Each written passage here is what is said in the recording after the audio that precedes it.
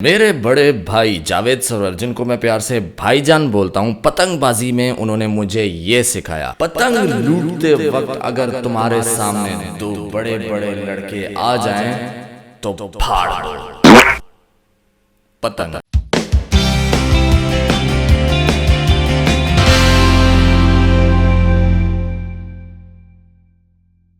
अस्सलाम वालेकुम। वैसे तो सुनते नहीं हो, लेकिन आज जरूर सुनोगे। वो भी क्या वक्त था कि जब हम भी 9th में पढ़ते थे और पतंगबाजी का भूत सवार हुआ। उन दिनों में मैं और मेरी फैमिली जब एक घर से दूसरे घर को शिफ्ट होने लगे तो हमारा नया पड़ोसी का लड़का जो है छत पे पतंग उड़ा रहा था। तो मेरे बड़े भाई जावेद सरवर, जिनको मैं प्यार से भाईजान बोलता हूँ, उन्होंने पड़ोसी की छत पे देखा तो वो लड़का पतंग उड़ा रहा था। तो भाईजान, जो कि अपने आप को अपने वक्त का पतंगबाज यानी कि चैंपियन बोलते थे, उन्होंने कहा इससे पेंचे लड़ानी है। जी जनाब, पेंचे। अक्सर और बेशतर आपने ये लफ्ज लड़के और लड़की की आंख मटोली को कहते हुए सुना होगा। दर हकीकत ये लफ्ज पेंचे पतंगबाजों का है।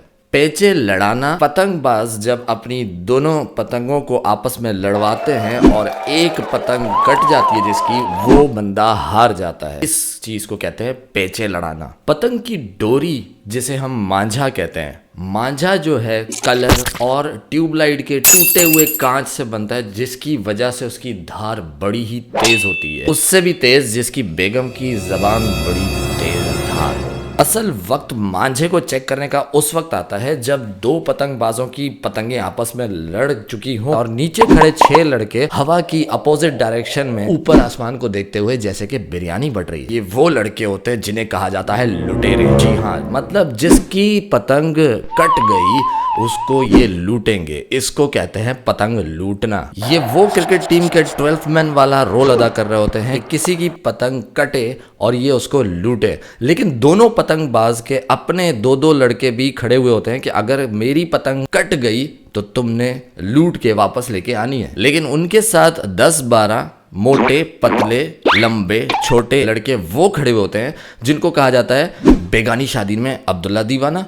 कैसा बोला? अब्दुल्ला सही बोला। ये साले उन मकोड़ों की तरह होते हैं जो कि बारिश के बाद पता नहीं कहां से निकल आते हैं, जिनको कभी हमने मोहल्ले में देखा ही नहीं। पतंग लूटने के टाइम ये आसमान पे खड़े इस तरह देख रहे होते हैं कि जब पतंगे आपस में पेंचे लड़ चुकी हैं, अब ये इंतजार में है कि कोई एक पतंग कटे और हम उसको लूटें। उन लड़कों में से छोटा सा फराज भी वहां पे मौजूद होता है, जो कि पतंग को लड़ते वक्त देख रहा होता है। मेरे बड़े भाई जावेद सरवर, जिनको मैं प्यार से भाईजान बोलता हूँ, पतंगबाजी में उन्होंने मुझे ये सिखाया। पतंग लूटते वक्त अगर तुम्हारे सामने दो बड़े बड़े लड़के आ जाएं तो फाड़ दो पतंग। ये अल्फाज मेरे जहन में पत्थर की लकीर बन चुके थे कि फाड़ देनी है पतंग। भाईजान की पतंग जो है पड़ोसी के लड़के की पतंग के साथ पेंचे लड़ चुकी थी और लड़ाते लड़ाते मुझे तो ये उम्मीद थी कि भाईजान ने जिस कॉन्फिडेंस के साथ पतंगबाजी की बातें की थी तो मैं तो रिलैक्स था। पड़ोसी के लड़के की पतंग तो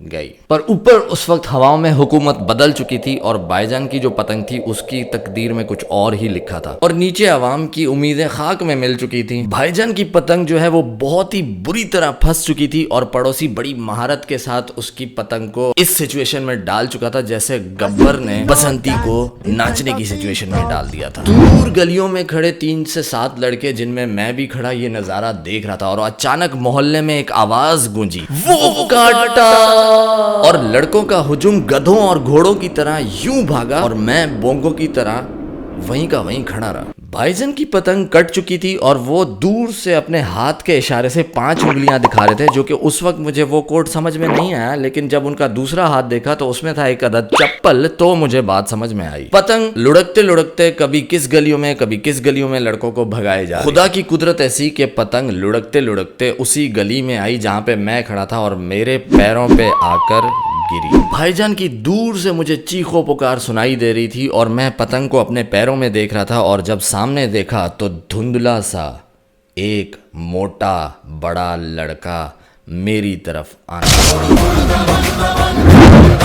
मेरी टांगे कांपने लगी और उसकी टांगे मेरी तरफ बढ़ने लगी। गली में सिर्फ मैं था और वो मोटा बड़ा लड़का मेरी तरफ बढ़ने लगा। मैंने दाएं देखा और मैंने बाएं देखा। भागने का सिर्फ एक ही रास्ता था, उस मोटे बड़े लड़के को क्रॉस कर। जैसे ही वो मेरे करीब पहुंचा तो मेरे भाईजान की आवाज मेरे दिमाग में गूंजी, पतंग लूटते वक्त अगर तुम्हारे सामने दो बड़े बड़े लड़के आ जाएं तो फाड़ दो पतंग। मैंने आंख बंद करके पतंग फाड़ दी और मेरी तरफ उस बड़े मोटे ने बढ़ते हुए मुझे क्रॉस करके पीछे दुकान पे आवाज दी, चाचा एक पाव दही देना।